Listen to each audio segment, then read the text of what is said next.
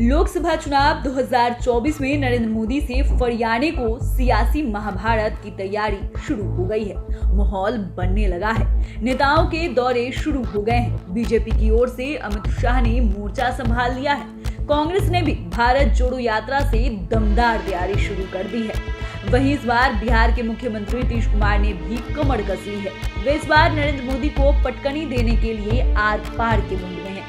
विपक्षी नेताओं को एक मंच पर लाने के लिए नीतीश कुमार दौरे भी करने लगे हैं। नीतीश कुमार के इस रूप को देखकर विपक्ष के कई नेता काफी गदगद हैं। वहीं ये पीएम पद के बड़े चेहरे माने जा रहे हैं। हालांकि नीतीश कुमार खुद को इसके दावेदार नहीं मान रहे हैं, लेकिन ये भी सही है कि नीतीश कुमार के पीएम पद की राह में कुछ बड़े कद वाले नेता हैं। ऐसे में आज हम आपको बताएंगे 5 उन बड़े कद वाले नेताओं के बारे में जो नीतीश कुमार के पीएम पद की राह में है। नीतीश कुमार के पीएम पद की राह में 5 बड़े कद वाले नेताओं की लिस्ट में 5वें नंबर पर दिल्ली के मुख्यमंत्री अरविंद केजरीवाल है।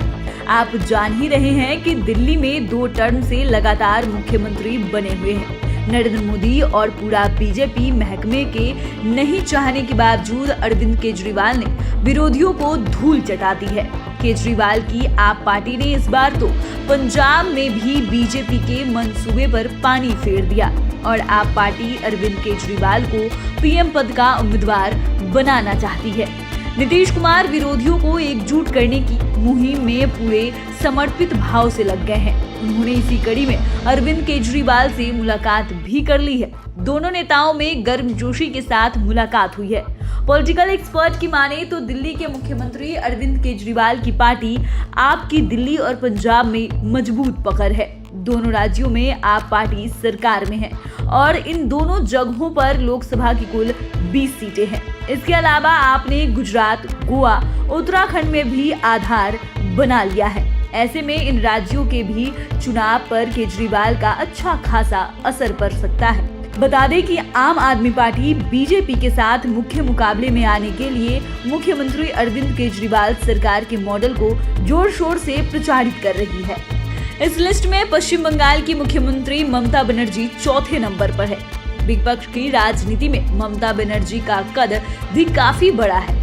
ये भी नीतीश कुमार की ही तरह विपक्षी एकता की वकालत कर रही हैं, लेकिन नीतीश कुमार कांग्रेस को साथ लेकर चल रहे हैं, जबकि ममता बनर्जी उसके बिना आगे बढ़ना चाह रही है। ममता ने इस बात के संकेत भी दिए हैं कि 2024 में कांग्रेस के अलावा लेफ्ट के साथ भी उनका गठबंधन नहीं होने वाला है। ममता बनर्जी ने कहा कि नीतीश कुमार और हेमंत सोरेन के अलावा समाजवादी पार्टी के अखिलेश यादव, राजद के तेजस्वी यादव और अन्य नेता बीजेपी को 2024 में सत्ता से बेदखल करने के लिए तृणमूल कांग्रेस का साथ देंगे। दरअसल विपक्षी पार्टियों में ममता बनर्जी की गिनती बीजेपी के खिलाफ सबसे मुखर नेता के तौर पर होती है। ममता पश्चिम बंगाल में लगातार तीसरी बार मुख्यमंत्री बनी है और उनकी पार्टी तृणमूल कांग्रेस का यहाँ खासा प्रभाव है। पश्चिम बंगाल में लोकसभा की 42 सीटें हैं। ममता की पार्टी ने 2019 के लोकसभा चुनाव में 23 सीटों पर जीत हासिल की थी। हालांकि ममता बनर्जी ने कोलकाता के एक कार्यक्रम में कहा है, मैं, नीतीश कुमार, हेमंत सोरेन और कई अन्य लोग 2024 में एक साथ आएंगे। सभी विपक्षी दल बीजेपी को हराने के लिए हाथ मिलाएंगे। एक तरफ हम सब होंगे और दूसरी तरफ बीजेपी उसके 300 सीटों का अहंकार को तोड़ेंगे। 2024 में खेला हुबे।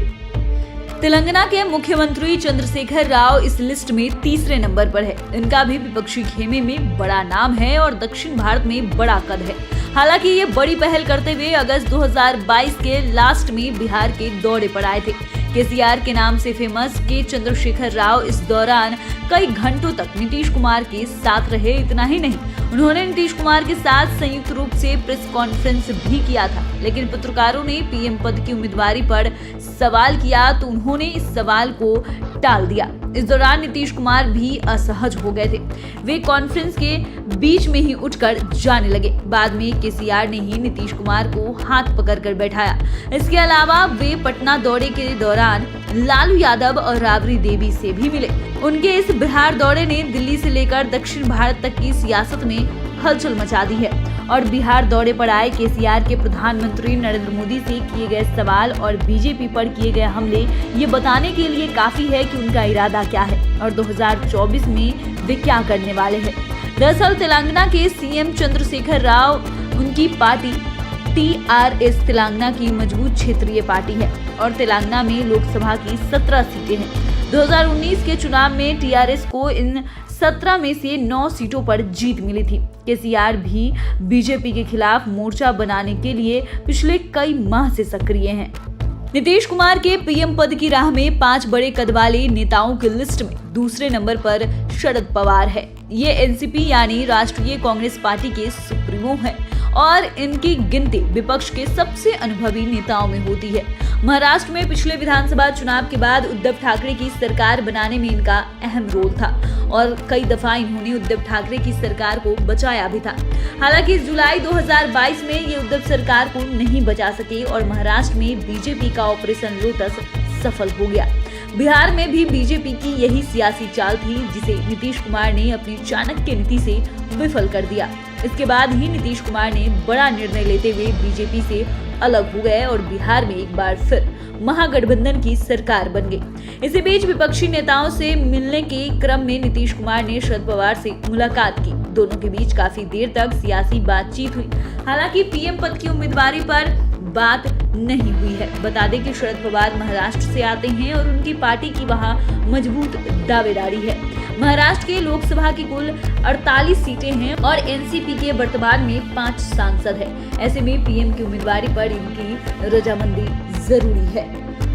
अब बात करते हैं इस लिस्ट में पहले नंबर पर शामिल कांग्रेस के पूर्व अध्यक्ष राहुल गांधी की। जल्द ही ये फिर से अध्यक्ष बनने वाले हैं। इतना ही नहीं, कांग्रेस की ओर से राहुल ही 2014 और 2019 में पीएम पद के उम्मीदवार थे। 2024 के लिए अभी कांग्रेस ने इसे लेकर कोई फैसला नहीं किया है। हालांकि कांग्रेस चाहती है कि राहुल गांधी ही पीएम उम्मीदवार बने, जबकि राहुल क्या चाहते हैं इसका खुलासा उन्होंने खुद अब तक नहीं किया है। खास बात है कि नीतीश कुमार अपने दिल्ली मिशन पार्ट 1 में सबसे पहले राहुल गांधी से ही मिले थे, जबकि सोनिया गांधी के विदेश में रहने की वजह से उनसे मुलाकात नहीं हो पाई। बता दें कि कांग्रेस वर्तमान में लोकसभा में सबसे बड़ी पार्टी है। 2019 में कांग्रेस को 52 सीटों पर जीत मिली, जबकि 210 सीटों पर पार्टी दूसरे नंबर पर बनी रही। यानी कुल 262 सीटें ऐसी हैं जहां कांग्रेस बीजेपी से सीधे मुकाबले में रही। यही कारण है कि जब बिहार दौरे पर आए केसीआर ने कांग्रेस को इग्नोर करने के संकेत दिए तो बाद में जदयू का क्लियर कट बयान आया कि कांग्रेस और लेफ्ट के बिना कोई भी विरोधी मोर्चा बेकार है, उसका कोई मतलब नहीं। हालांकि कांग्रेस आलाकमान नीतीश कुमार के पक्ष में होते दिख रहे हैं। दरअसल कांग्रेस ने अपनी देशव्यापी भारत जोड़ो यात्रा में बिहार से दूरी बनाकर रखा है। पॉलिटिकल एक्सपर्ट इसका पॉजिटिव संकेत मान रहे हैं कि राहुल गांधी बिहार में नीतीश कुमार की रणनीति में कोई खलल डालना नहीं चाहते हैं। तो फिलहाल के लिए इतना ही। अगर आपने अभी तक चैनल को सब्सक्राइब नहीं किया है तो सब्सक्राइब कर ले, फेसबुक पेज को लाइक करना बिल्कुल भी ना भूलें। और हाँ, अब आप हमारे साथ ट्विटर के माध्यम से भी जुड़ सकते हैं। वीडियो देखने के लिए आपका